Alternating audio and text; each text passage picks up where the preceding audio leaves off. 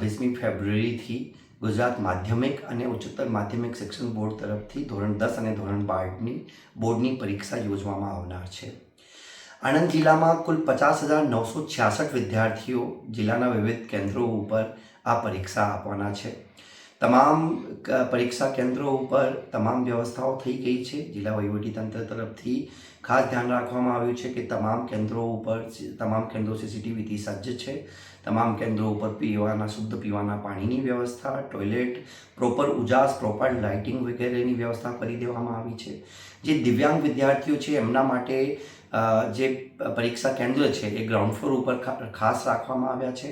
આ ઉપરાંત કોઈ દિવ્યાંગ વિદ્યાર્થીને લૈયાની આવશ્યકતા હોય તો એના માટે પણ વ્યવસ્થાઓ કરવામાં આવી છે।